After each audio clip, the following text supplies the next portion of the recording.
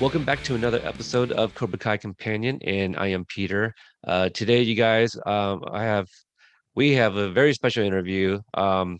We have Keone and Mari Madrid, whom you guys may have seen everywhere, right? Literally quite everywhere. But they are the dance choreographers from the Karate Kid the musical. How are you two doing today?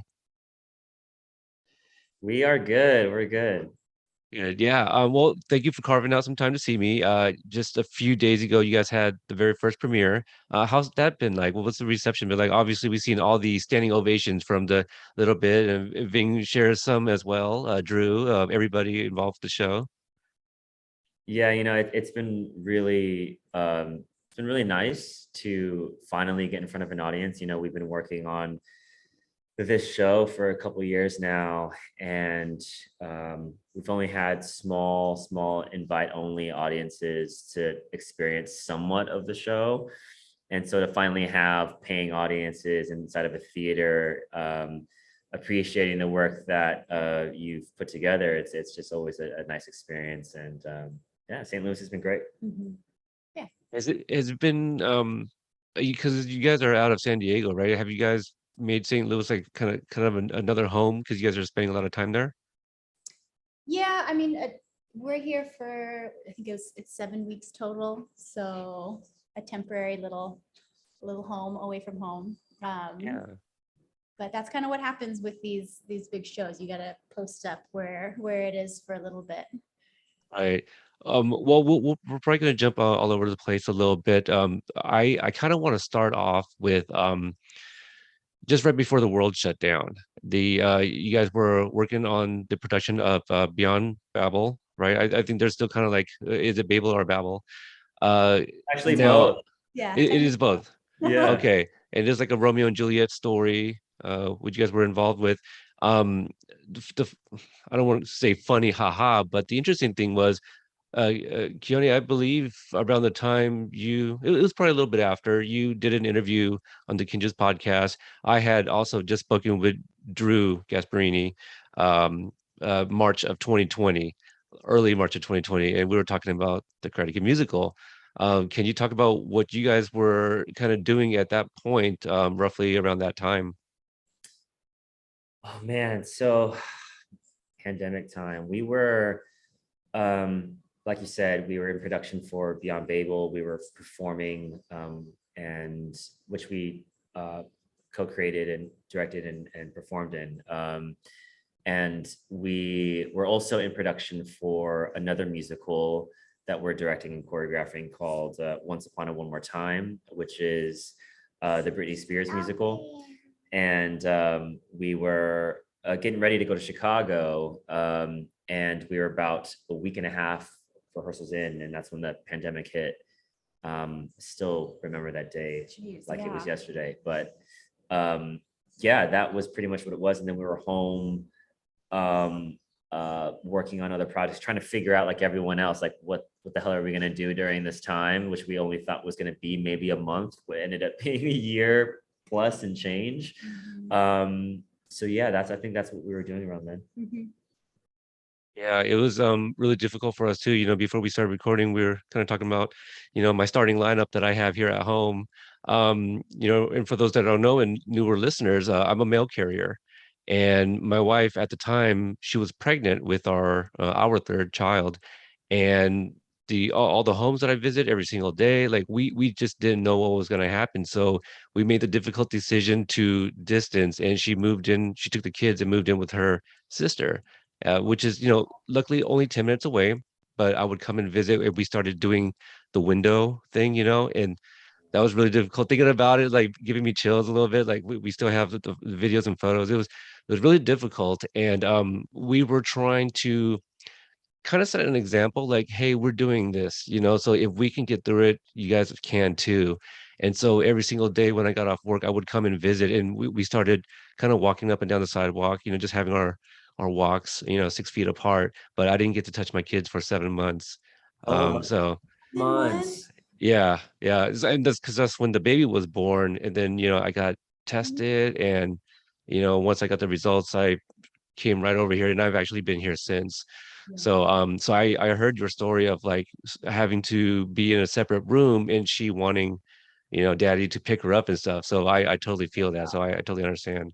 Yeah, that was a difficult time because especially getting COVID that early on, we didn't, You didn't there were know so many anything. questions and we would call those hotlines and they would just say stay home because we don't even have any space to have anyone in. And so it was just a lot of unknown and yeah, that was tough. I locked myself in our guest room for I don't know how long and Yeah, for like but a a few week or days or a two, week. yeah. Yeah. But anyways, that We so easily forget too, like how scary that was Yeah. when that happened. Because now we're in production, we're testing all the time, like tests are accessible, like at this point, a lot of us have had COVID once already and had a vaccine.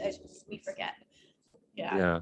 Yeah, just I can't even imagine being in the same household, but just being so close, so at least like, I leave for the day, I go back home. It's easier not to like get too close to touch them kind of thing. So we've been relatively lucky, but I kind of wanted to bring that up because you guys were pretty transparent about it as well. And you guys kind of faced like some discrimination as well. Was it back in San Diego when that happened with your family? I yeah, think more so with your mom, I think was the story you shared.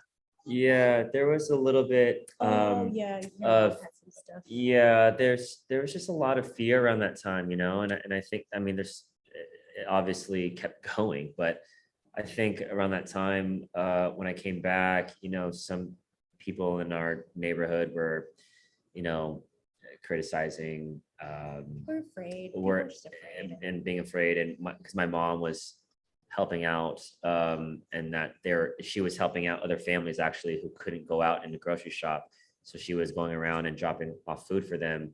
But some random neighborhood people were calling her out and saying, oh, well, her son has COVID, she's giving COVID to other people, and it's just crazy, And we like hadn't seen her. we hadn't seen her. That was all rumors and based off of what information they're going off of. Because on our post on Instagram, we our intention of sharing that we got COVID was to, in the dance community, there were still people who were gathering and dancing together, and we're like, guys, we got to take this more seriously. So that we were trying to set an example of like, take this more seriously, please. So yeah, it's funny that you bring that up because I totally just forgot about that. Sorry. Yeah, I know. I don't want to say like we're kind of known for like the deep dives, but like yeah, I feel like a lot of people they have very important stories that um it's nice to kind of like hear the struggles, because I wanted to start off there because of what you guys were in the middle of, with this is your guys' job, this is your livelihood, your work. And so what has that obstacle been like over time to kind of get to where you guys are with the Karate Kid musical?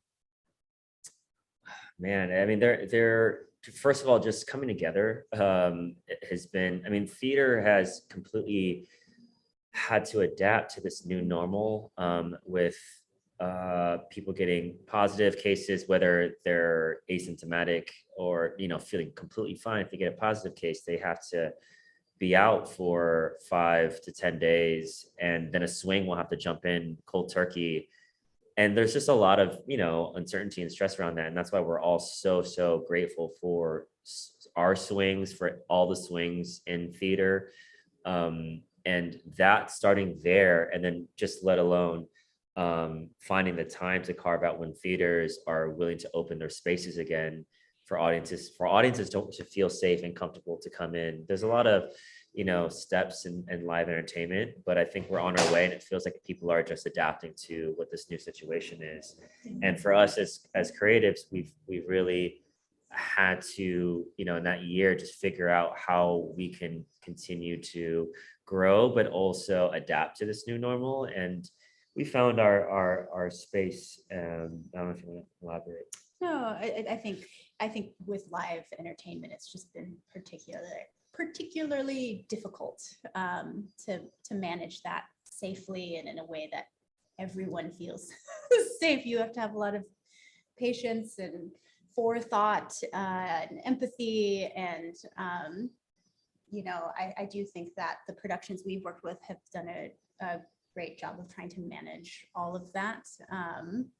because everyone feels different about it too. Someone might there's such a crazy spectrum on how people feel about how to handle this situation. So Right. kind of trying to find a way to be safe and have empathy while going through that and keep your production going. It's been really difficult, but I'm very thankful for our COVID teams and the people who have stepped into those positions so that our productions can run and we can work. Because everyone just ultimately, they just want to work. They Right. want to come to work every day and do what they do. Yeah. I mean, that must have been, I mean, I don't know, other than the Credit King musical, on May 25th, was that the first time you guys got to kind of be around an audience again and watch a production that you guys were a part of? We were in fall. We were in DC with Once Upon a One More Time. Well, we our were first time able was to do Beyond that. Babel. Beyond Babel was actually, yes, our first time not being in an audience, but performing in front of an audience again, which Yeah. was it was like a little bit emotional because you had something taken away that you didn't think would ever be taken away. Just the ability to perform and be with other people and share that. And so, And also for audiences to feel that, oh my gosh, there's people in front of me performing, that feeling again. So that was a Yeah. very cathartic experience. there was like a new respect, I felt like, or just a new like unspoken level of appreciation that we had come to this space and that it was precious. That wasn't maybe there before. Yeah, Drew mentioned that after all of that, he can continue to work, the music and the lyrics and stuff like that. Did you guys like when did you guys first get attached to the project of the musical, The Karate Kid? Man, What year was that? I want to say maybe 2018, 2019. I might be quoting my dates wrong, but I think that's right. yeah, somewhere around Around there. there. Our memory is really bad, but it was before, for sure, pre-pandemic. And we were attached even before. So this is what I remember for sure, that we were attached to the project before Cobra Kai Yes. blew up on Netflix. Because at the time we were just talking Karate Kid. We hadn't talked about Cobra Kai, any of the, it was on YouTube, of course, but it wasn't as popular. And we started our first, like, I guess, work on the project with Movement came top of 2021.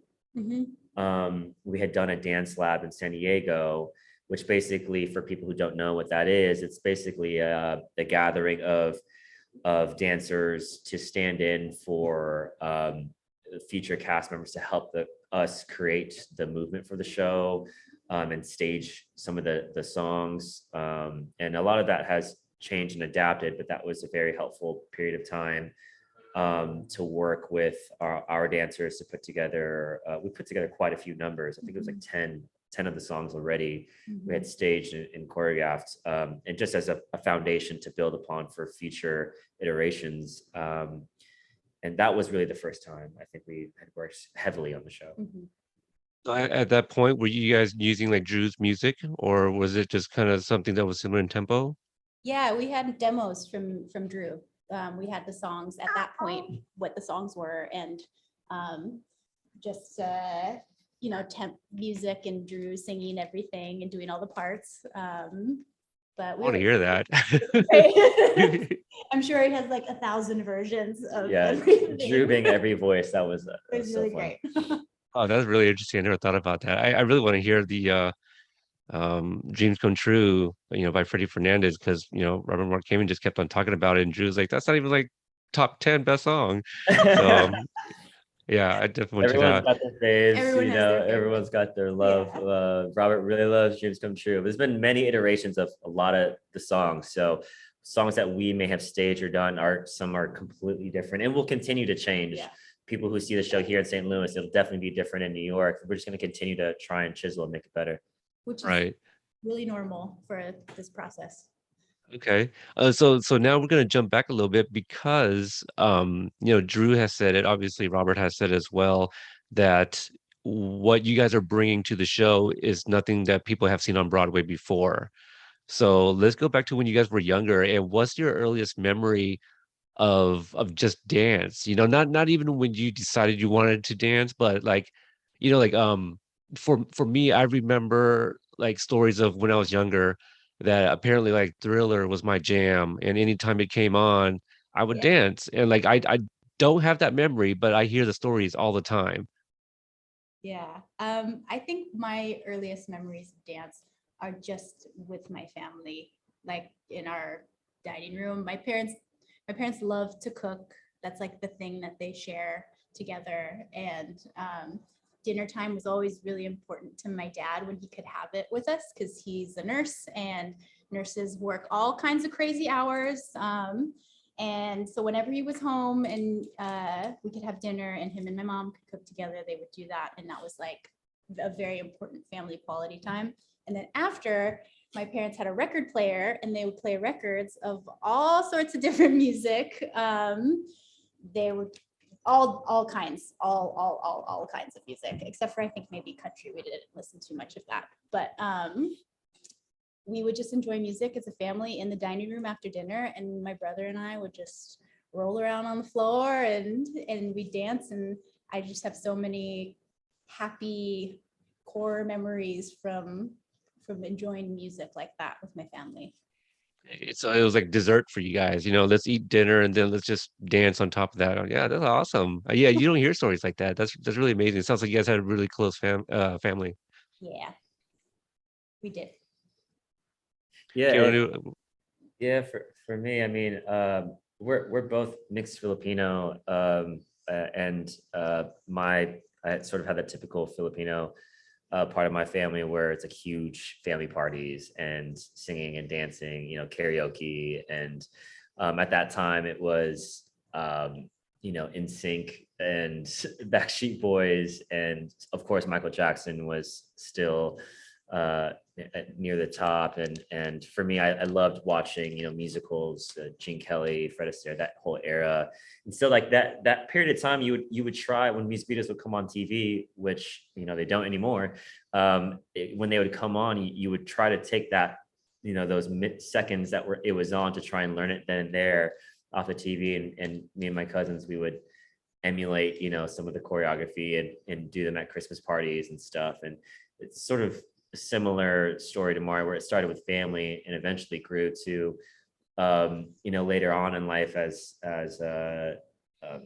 teenagers in high school. I think you started dancing, Mario, like way When I early, was 13, yeah. 13, and I started dancing when I was 15, which is really late for a lot of dancers. A lot of them start really young, sometimes 3. Um, and yeah, I just fell in love with a different style of dance, which was really, pop, commercial, hip hop mixed with jazz and different styles, especially in our dance community in San Diego and the competition scenes. They would mix styles, and it was just this unique thing that you wouldn't really see. And we're just so fortunate to have grown up in an era like that, pre-YouTube.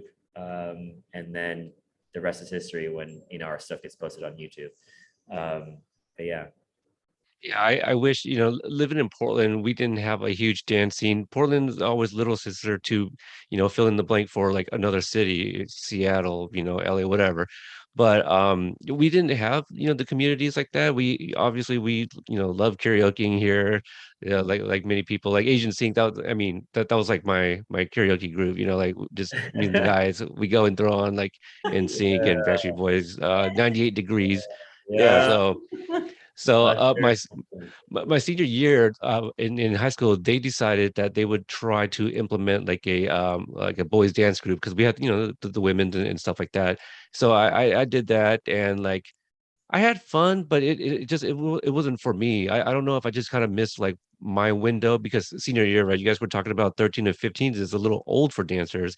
Um, and yeah, typically they start a lot younger. So yeah, it's just around that time when you start seeing the dance, it's not a craze obviously, but when you're seeing more exposure of it in the community and the culture and stuff like that, it's really really cool. So kind of like seeing you guys and Cabo Modern and Quest Crew and Kinjas, like I just we like my wife and my kids, we would always watch these shows because like growing up, Asian American and watching film, you don't see a lot of really good representation. We think about the 80s movies that are stereotypes, and I felt like, we've come a long way. We still have a lot of ways to go, but kind of watching like ABDC and stuff, it's like, look at all these beautiful people that look like us, so Yeah. that's why we really enjoy dance. So what has that kind of been like, like for being called like pioneers and trailblazers in dance, kind of just being some of the early faces that we would come to recognize? That's a weird thing to like even think. I think because we have our own pioneers and people who we think started the style, and I think we're the people who became visible because of YouTube. So we're some of the first people that got a little more access, and had an opportunity and a platform to share our work, not just be a backup dancer for somebody else, but truly just like make our work and share it as it is. And so that's a weird thing to think. I think we're one step in a long line and a long lineage, and we're very grateful to have that and to be included in that. I think I agree with you 100% with Asian American representation. Just there's so much more to our culture and to our experiences, which are all so diverse and different. And there's a lot of room to still share that. But, I mean, you get people who are ignorant who are like, Asian people can dance. Yes, yes, they can. They can sing and they can dance and they're entertaining. It's just because people aren't used to seeing faces like this in that space. But yeah. No, we're just grateful that we were born around the time where we got to be some of the first internet dancers and to help pave a road for people like us who, like Mari said, at that time, as trying to make dancing as a career, you couldn't do it unless you were dancing behind an artist or in a commercial or something like that. And it was very hard for I remember having an agent and everything, and I quickly learned going to auditions that unless I was like 6'3" and had an 8-pack, that I wasn't going to really get booked. And there was only like one spot for me. And I literally remember people telling me that I was lucky that I didn't look completely Asian. And I thought that was crazy, like that I looked mixed, and that it was interesting and that it would give me more opportunities. And that time you're just like, okay, yeah, like that's cool. But looking back, I'm like, oh my God, that was just so wrong. And I'm just so happy that there's more opportunities for people that not only just look like us, but people who are just purely talented, and their talent's going to shine through, and it doesn't matter what they look like. And our goal now is just to continue expanding that and creating a world where our daughter can see people that look like her in entertainment and feel like that she can do anything that she wants to. Yeah, that's amazing. And I know, isn't it weird to hear things like that? Like, I've shared this story previously. Actually, I may have even shared it with Alan and Jetta, but I was, I spent 10 years in the army, and I had a heated exchange with one guy one time because I had mentioned to somebody else that, oh, I'm Asian American, and this guy just happens to hear, because he was earshot away. He's like, oh no, you're American, because you're born in America, so you're just American. I'm like, no, actually, I'm pretty sure I have a culture and all these other things too, that identify myself as Asian American. So like, yeah, and it was somebody who I thought that, like, not like a good buddy, but like, we served together. It's like, how dare you, try to tell me what I am, So it's funny how people think that they can say things like that, and that it would be okay. Like, oh, you have an interesting look, but try growing a few more inches and work on those abs. Yeah. And there's only one spot. So like the 100 Asians that are auditioning, like you only get one chance. Yeah, it's crazy. It's crazy. We already filled the role. Mike from Kinjas, already got it. Yeah, exactly. That's literally what at that time. That's literally like, oh, so and so that's Asian, got it. So there's no way I'm going to audition for that. Like that was crazy. That was the mindset back then. Wait, I can't even imagine because again, I'm not part of you guys' world. Like I just love watching it for you guys to know and be connected with so many different people. Because I remember seeing Mike for the very first time with Cabo Modern and to see him return with the Kinjas. And like I would watch and I'd be very familiar with names, but as you guys know, having kids, sometimes you get out of the loop of some things. And so like when I started following the musical, Drew was the first person I've spoken with, but nobody was cast yet. And so was it back in February, I think, when the announcement came out? And then so I started kind of looking into these folks that were playing these iconic roles.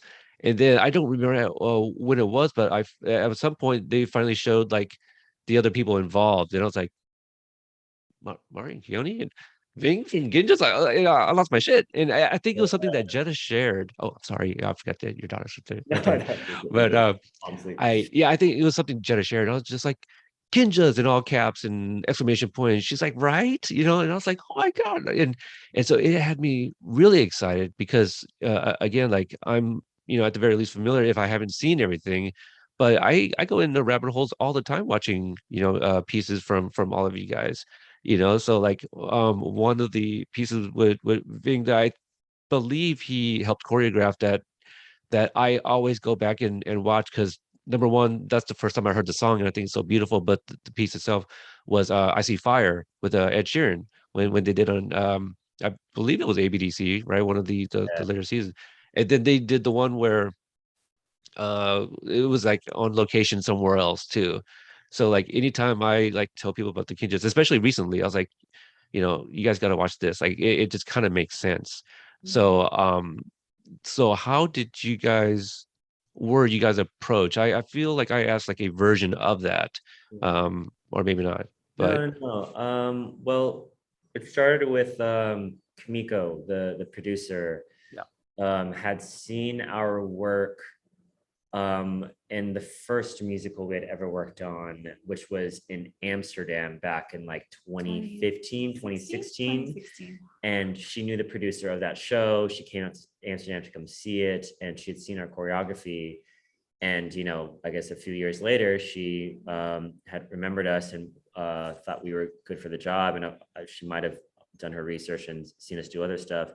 And we had already been working on the Britney Spears musical, so our names started kind of swirling in the Broadway circles, because from what we hear, it's once you're in that your name gets sort of tossed around a lot, and it was just exciting for us as an opportunity too, because Broadway dance is seen as a certain way because Bob Fosse and Jerome Robbins really pioneered something decades ago that is still so strong today, that we are excited that Broadway wanted something different, and for Kamiko to reach out to us, and for us to talk with Robert and Amon and Drew.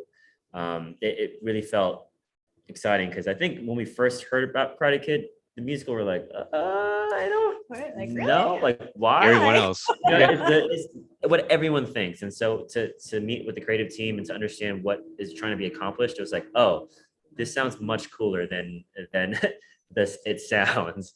And whatever also you imagined it would be. And also our style, it was a perfect mix of storytelling and movement, and a really good opportunity to showcase movement in a new way that at least from our experience, haven't seen in a Broadway musical.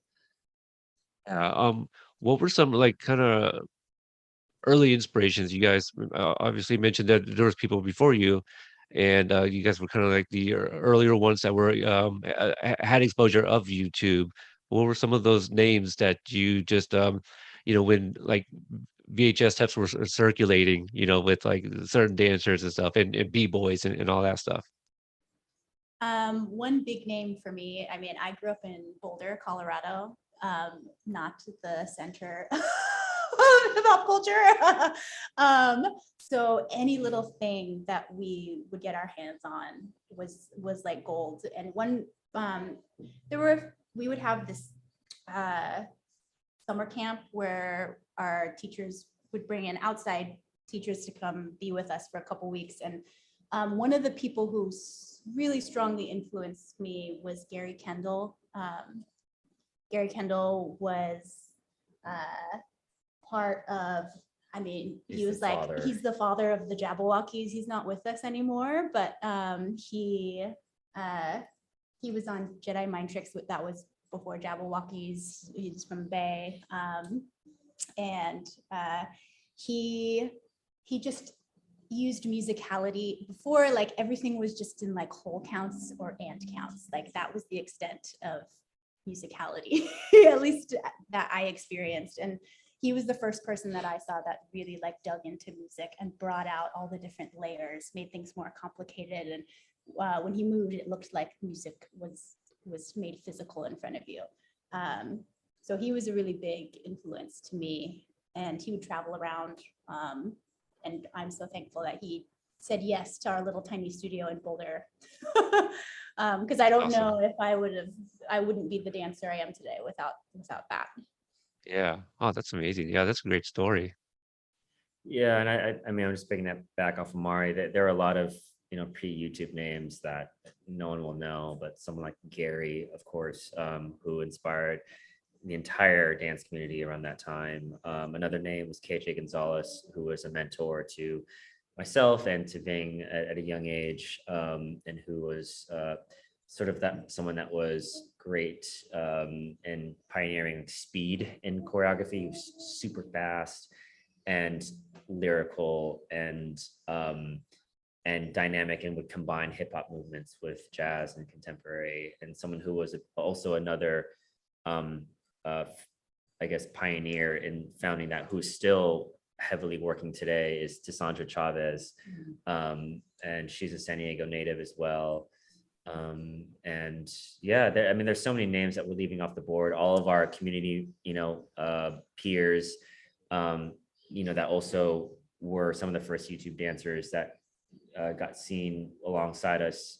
Some people like Lyle Beniga and Sean Evaristo, and obviously guys that were now on the Kinjas, and just there's so many names left unsaid. And obviously from a pop culture standpoint, like I mentioned earlier, MJ is always going to inspire people, and the Gene Fred era, and music videos, all that stuff. Yeah, It's a cacophony of items that there's a lot of there's a lot of things. There was a lot of people. Yeah. I mean, Rooted Stretch, Link, Elite Force Crew, those guys were going around spreading information and teaching kids about hip hop roots, and that was also really important and influential to us as like our core and our base. But yeah.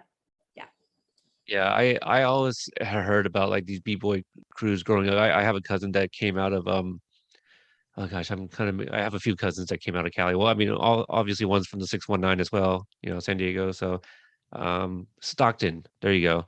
So he was one of those guys that would when he would come visit, bring like these tapes, and we would just watch them. And I don't remember any of the names because it was so long ago, but that's kind of where it started for me, just kind of just watching and just sitting there being a spectator of dance, and seeing people like me who I see here growing up, but they don't do that. A lot of them were kind of banging back in the days.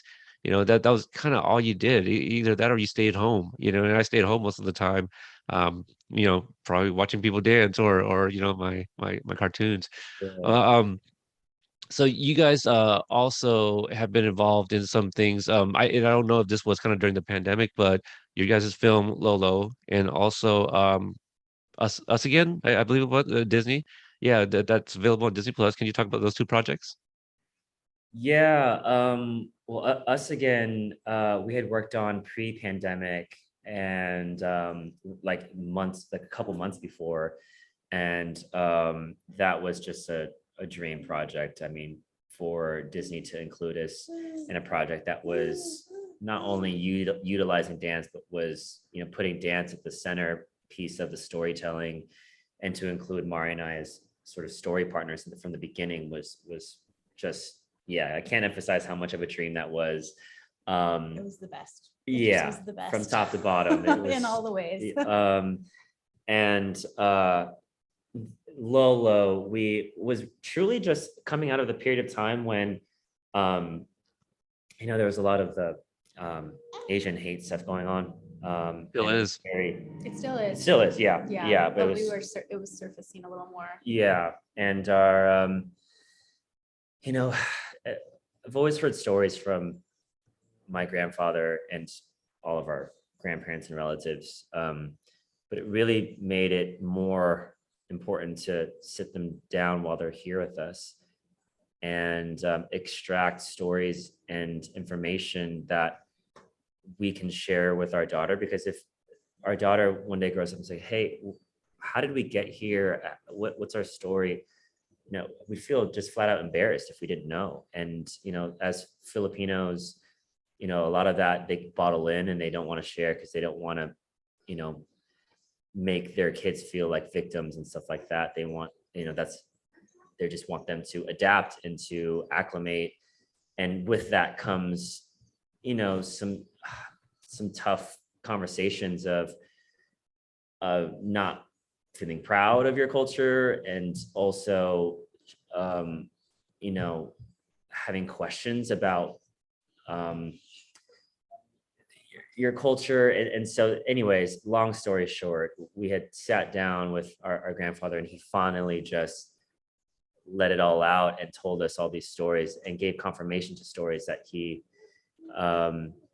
sort of kept from us. And so we decided to put it into a film format, more than anything, just for us to have. It was intentionally at the beginning just to keep for the family and to just put out there on YouTube and for people to take it as they will. And after we made it, we just said, well, let's just throw it out there in film festivals, because at that time it was much easier to enter because all the film festivals were just online. So we're like, oh, why not? And it was crazy. The fact that it won all these awards and it got into film festivals was just blew my mind, but also was one of the most invigorating experiences as a Filipino. And since then we've been so much closer to our heritage. Not that we weren't before, but there's just so much that you feel that much more pride over, and trying to carry that torch now, moving forward, and to try and bring more exposure to Filipino culture, and mostly just stories that are left unheard. Yeah, that was that. I don't know if you want to elaborate on this. Yeah, no, it just opened up the desire and just the need to have those conversations. And yeah, I made a trip out to Oregon to go visit my grandma's in Roseburg. Okay. And my uncle, and my grandpa was actually 18 years older than her, and he passed away when I was 3, so I didn't get to grow up. Apparently he loved to dance. I never got to have him around, and I've always wanted to know. I have so little information about him and a few pictures, and I was like, and I've heard, just like Keone said, you hear bits and pieces, like the bits and pieces that they'll share with you over and over again, or the ghost stories, or you learn the bad words from them. But sitting down with them and really kind of walking through what their journey was, it just connects you. You feel a connection, because I think the hard thing about immigrating, and they assimilate and they do what they have to do to survive, but then it's a little bit, it gets lost. Yeah. Neither of us speak and our parents don't speak either, and things get lost, and you get older and you realize oh man, I wish I had that connection, or I wish you want to glean as much as you can while they're with you. And it just, I don't know, it just cements something, and it feels connective to your heritage. And there is just, and you said it before, there's still so much to tell, and there's so much to say in that space. And it's obviously so needed, because there's still so much Asian hate going on in this country, and because our people haven't been humanized enough. And the more you humanize the culture, and this not just Asian American, but the more we humanize people of color and each other, it's going to help. I like to think that it can help people on a subconscious level stop assuming things and being fearful of people who aren't like them. Yeah, we're definitely more than just our food, you know. Yes, and our food And is good. yes, it is. It's very good. It's seasoned. A little shade there. Um, but also, for those, I feel like if you have non-Asian friends that also like, kind of make these jokes, we should kind of like voice ourselves too, be like, hey, that's actually not funny, you know. And I think we can maybe not start there, but like that's talks that we should have too, because I think we know too many people that are just too comfortable with you that they think that they can say things and it'd be all right. Well, you're okay, right? Because you're like you're my Asian friend, and I can say this. Like, no, that's no, Mm, it's not right. So mm, I think some people, may also feel like they can't speak up, and I think yeah, that it kind of starts there, but also if you are truly a friend, you would be an ally. We're not asking you for like people to like fight or speak our voices, but like be an ally too. Just you see somebody else saying or hearing people say things, you can say like, hey, that's not cool, or hey, that's racist, dude. Like, even if it's casual racism. Yeah. So that's what I've kind of been doing. Just like some of the guys I work with, so, just a few jokes here and there. I'm like, guys, that's not funny. Just kind of starting there, and hopefully at some point they'll get it. But if we just kind of like laugh it off and not say anything, people are going to continue doing what they're doing. So yeah, yeah, thanks for sharing all your experiences. Um, I'm trying to decide where I want to go next, but because you guys have done so many things. I mean, let's talk about this. Like, you guys were also on Ellen. Not a lot of people can say that. Yeah, Ellen was actually our first television gig. And it's funny, that's actually a good connector because up until Ellen, my family totally didn't think it was not into what I was doing, like dancing. They were, I played basketball prior to that, and they thought I was gonna, utilize my skills to get to a college, to get an education, to be, you know, a nurse or a doctor, whatever, typical Asian job is preferred by an older generation. And Ellen was really the thing that made them realize, oh, he's doing something with his dancing. Um, and that was that first exposure. And then since then, and also for us too, because up until then it was just on YouTube, and it was like, oh, now we're actually kind of doing something. I know, yeah. Yeah, Like it's like weird that you need that not real. validation. It's not real Um, until but it was empowering. It was empowering for us to be also as Asian Americans to be like just given a spot to perform and do our thing because of a YouTube video. Yeah.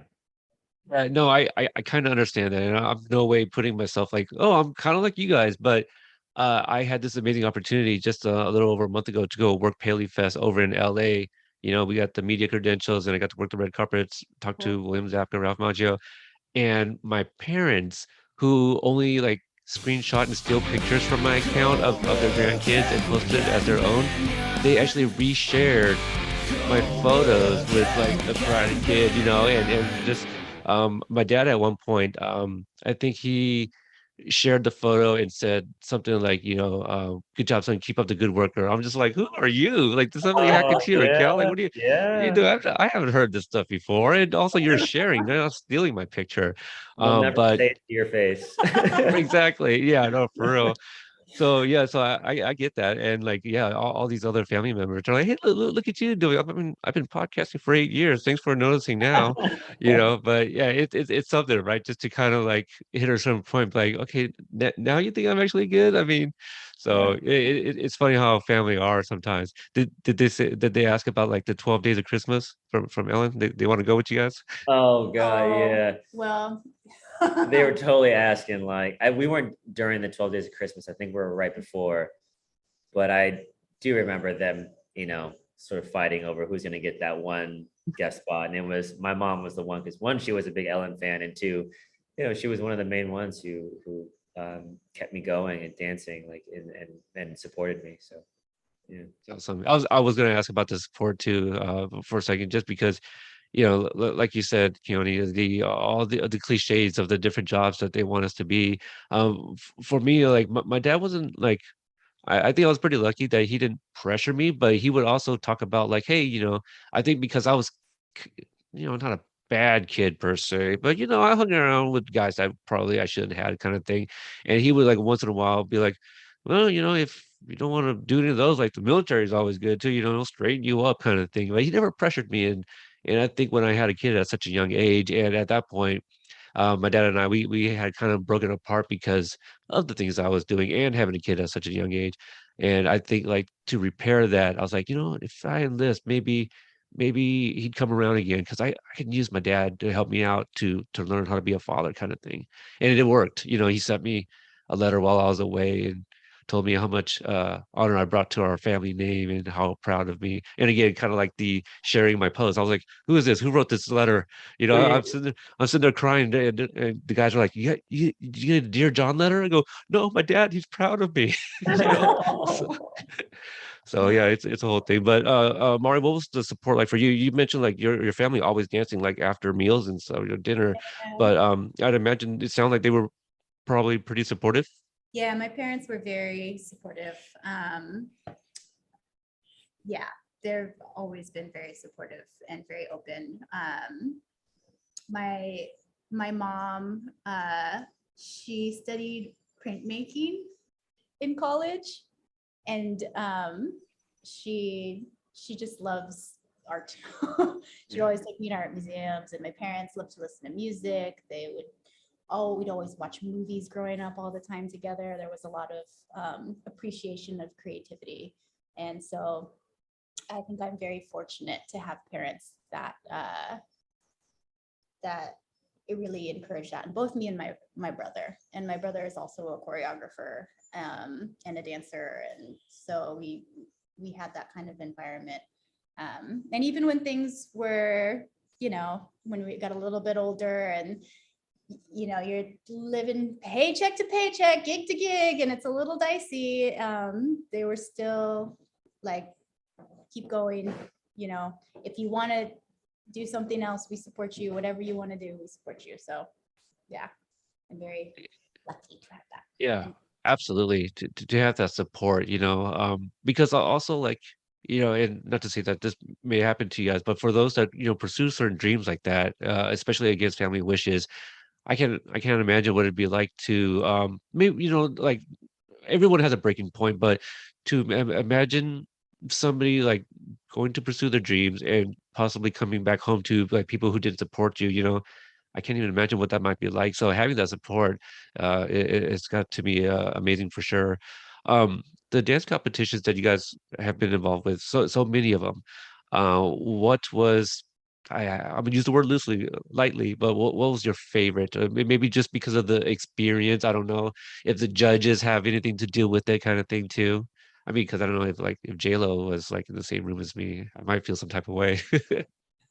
Neo, also very talented. Yeah, no, it's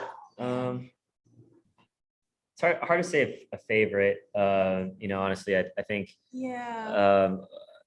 those dance television shows and the competition shows are always so interesting because there's a double-edged sword where it gets to expose dance in a great way, but it's also still a television show at the end of the day. So they're looking for the drama of things and stuff like that. But I think just so grateful that those shows were able to bring exposure. In fact, a lot of the competitions that we feel most proud to be a part of were the ones that in our community, like Vibe and at the time was Body Rock and competitions like that, because that's what really set the tone and inspired those television shows like ABDC and World of Dance.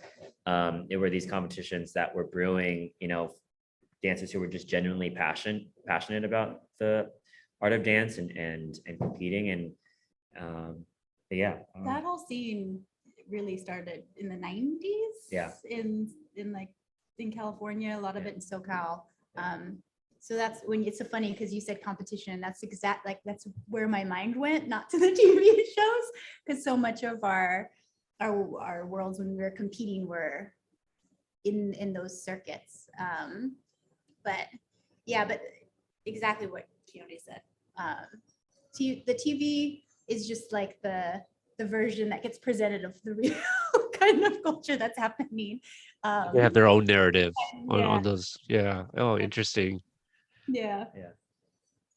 So as we get ready to wrap up, we'll definitely focus more on the musical. How many musical numbers are there? Like 20? Or maybe Drew wrote like 20 songs. I don't remember. I mean, if Drew said 20, then it's probably right. I don't even know off the top of my head. I haven't even counted. I think it's around 20 though. Yeah. Yeah, and so I would imagine these songs are, obviously sang by the characters. So what is your guys' process? I would imagine maybe you have to kind of know the lyrics first, or what is the foundation for creating the sequences for each song? Well, first it's the story. Obviously this iconic IP, and asking ourselves what we want to do with the story and how we want to adapt it for the stage and do it in a unique and fresh way. And so starting there, and really for us, it was figuring out what's the movement language of the show going to be. Obviously karate being a super important element in the show.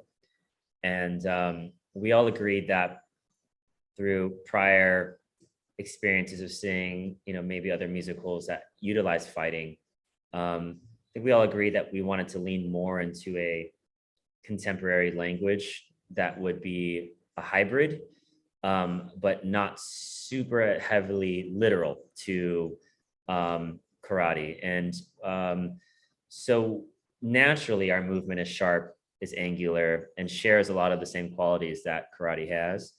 I also dabbled in karate as a kid, and I've been training in Muay Thai actually for the last few years. And so I have my knowledge and inspirations with martial arts, and Ving also having some Taekwondo experience as a kid. And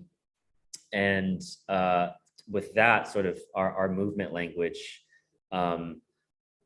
applying that, think of it as like a language, and then there's dialects within that. And we sort of divvied up the dialects to different character groups. So you have the Cobra Kai language or dialect, which is very sharp and angular, and is a lot of fire, a lot of passion, and straight lines. Always driving, it's always forward moving, it's attack, attack, attack. And then you have the Miyagi-Do language, which is circular. It's all about defense. It's flow, it's water, it's in tune with nature. And then you have the kids, the teenagers, right?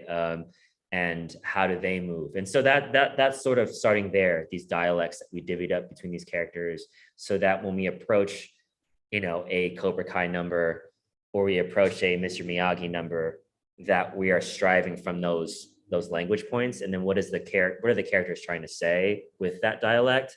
And so that was our foundation for working. And then of course Drew's lyrics are a conduit for that, and composition, and orchestration, musicality, all that stuff. But that was our beginning process for the piece. Did you guys either have like a history with the Karate Kid movie growing up? And obviously you guys mentioned Cobra Kai. It wasn't as big at the point when you guys came onto this project. Yeah, I mean, we grew up with the Karate Kid in our houses. Duh. Yeah. So, Yeah. like, And the one Asian American character, Mr. Miyagi was like who was a fleshed out human being. Yeah, that Right. in the 80s. So that was being quoted in our houses all the time. Mr. Miyagi Oh, sure. always quoted in our houses. Yeah, and then of course we had heard about Cobra Kai, but it wasn't until it got into Netflix. Sorry. Sorry, Oh yeah, no worries. toddler melting down. It's okay. When Cobra Kai, Whenever we was sitting at home, and you got introduced. we binged that, and we were like, oh my god, that's amazing. So we're Yeah, big it Cobra Kai fans. reignited that fandom that we already had. Yeah, and yeah, so it's nice because it kind of has spanned over generations, and people are experiencing it, the story and all in these characters throughout. And that's one of my favorite parts about already like seeing audiences. You have older audiences who are of the Karate Kid generation, and then you have young kids who are like Cobra Kai all the way. It's super cool to see. It is. Well, tell me about you guys kind of sitting there on the very first preview evening, kind of watching it all the way through. What was that feeling like? Oh man, it was definitely nerve-wracking. You feel so nervous for everyone because actually that first preview was the first time that we've ever run the show from beginning to end. So that was already nerve-wracking for all of us, but I think it more than anything, it was affirming to see this thing that we've all put so much heart into, and to see it work. And obviously there's things that we're gonna make even better and chisel out, but to see that it has so much potential, and the potential that we all believed in just starting from the pages and now seeing it on the stage was great. All the choreography and even the fight choreography working, for us to create a fight choreography language that works for the stage was exciting to see. Sakura Kokomai, who is our karate consultant for this, we happen to be training with the same coach in San Diego. And so that's how we were already friends before the project. And so when the conversations came about, finding authenticity in this, we were like, oh, she's a no-brainer, like, let's bring her on. And so she's been there just to help correct form, like basic things like punching and blocking. And because obviously our actors aren't going to be karate masters by the end of this. There's no way. Yeah, it takes a lifetime. If you have Miyagi there, you can learn to be a black belt in 6 weeks, So. Right. You're right. True. So yeah, just to see that it was still that, it felt great to know that it was all working together and that this iconic IP continues to reinvent itself. Yeah, it's just still it's such a good story.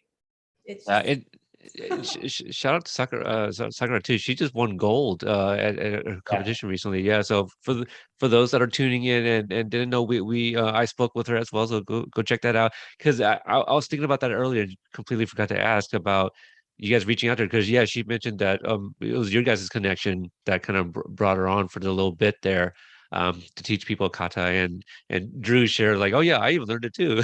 So yeah, so what was that like to kind of bring her on for the little bit? I mean, she's just amazing. She's I mean, having her come in and share her knowledge is so special and so important. Just physically knowing like where you're driving from, what your intentions are. I mean, just the basics of like the world, the roots of it, and also how competitive karate is now. And but really the special thing is watching her. She came in and she did a kata at the end of her session with the cast, and we've seen her do it before, but it's just a certain energy changes, and it was like the whole room was completely silent and you could just feel this unexplainable presence kind of enter the room, and that was really important for everybody to see and to feel. Yeah. Because that's it's just an unexplainable energy that comes with somebody who studied this art form for so long, and that them for the cast as actors they're trying to understand and they're trying to channel that and representing that. So I think that was a really special moment, a special thing. Yeah, there have been so many times where we'd been, teaching them, a sequence of fight choreography, and we've been trying to get a certain fire and a certain focus in them. And it really just took Sakura coming in and showing them, and so that they can understand the thing that we're trying to go for. And so it's really cool to have someone who's not just like a karate teacher, but that she's currently competing and she's currently one of the best in the world. I think that's that's cool to have a contemporary take on karate, and also her being from having Okinawan roots and understanding the roots of Mr. Miyagi, and her having ties to the movie. It was just, I mean, we're so fortunate that we had that existing relationship, and that we've exchanged too. Like she wanted to learn about dance, and so we found a super cool way to utilize karate and dance and movement to tell the story, and I can't wait for people to see it. Yeah, if it was a lot closer, I can't wait for if and when he goes on tour and if something closer like in Seattle or here in Portland, I would love to see it. Just plane tickets are a little expensive right now, but my co-host Brianna, she was supposed to be there on the 25th, but I think because she lives like an hour away, and she said that the weather was too bad for her to drive and a few other things, but she does also have a ticket for the first, so she will be there as well. Yeah. So and the one last thing is for those that haven't seen it and is maybe on the fence, what is like your statement, or try to sell them on coming to watch this show.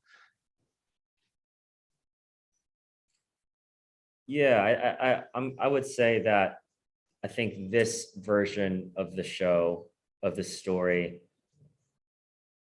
stems from a new lens, that being mostly from Mr. Miyagi's lens.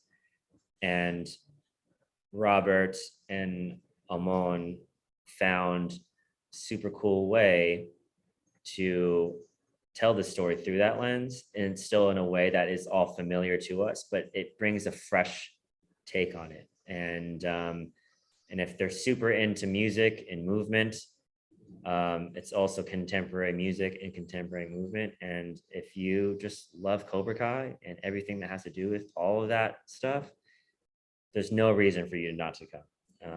And I think you will be satisfied. Absolutely. Yeah. Maybe I'll sell a couple of the kids. Yeah, no, it's and it's, I get it, because like musicals, they come with a certain Not everyone tone. likes musicals Yeah. either. That's Yeah. fair. It's not for everybody. Yeah. Not gonna lie, I'm a little surprised some of the content creators in the community, they've done like IG lives and stuff, and I remember one specifically, he's like, "Nah, I'm not into musicals, so I don't care." I'm like, wow, but like the Karate Kid, that's the root of like the Cobra Kai, and that's what we're all kind of covering right now. Right. So that was kind of like, I was taken aback. I was like, well, younger, didn't really grow up, with the movie, maybe appreciated it because of the show Cobra Kai. But I Mm. was like, when I heard that, I was just like, wow, it's so that connection, that tie to this world, that didn't even interest them, even if it's a musical.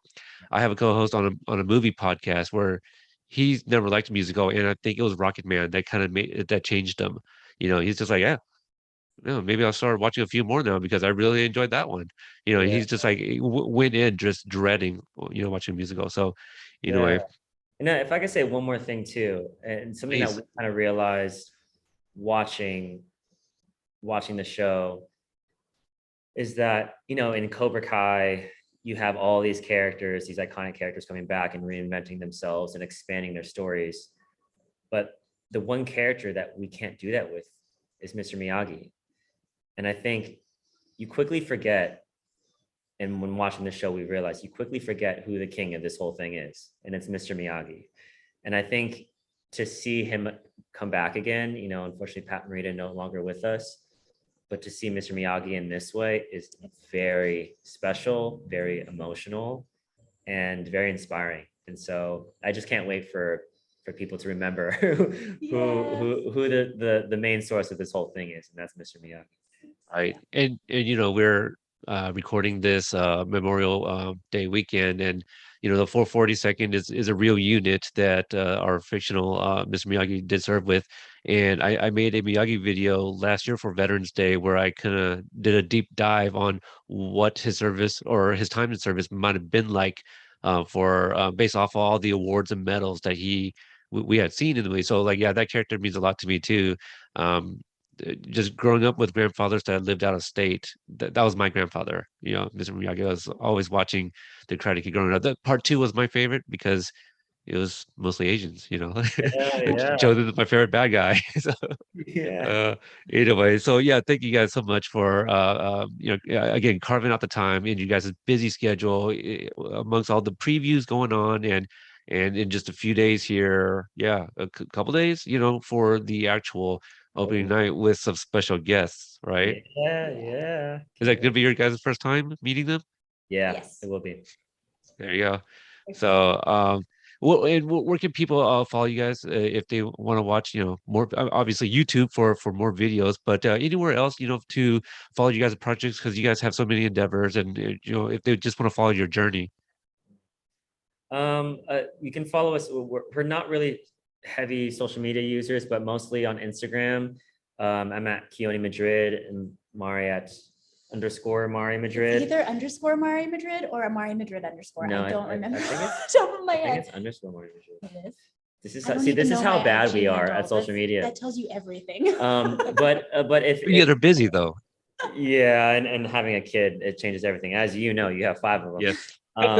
Mostly our website continues to update on specifically the work that we're continuing to work at, and keoneandmari.com. But yeah, that's pretty much it.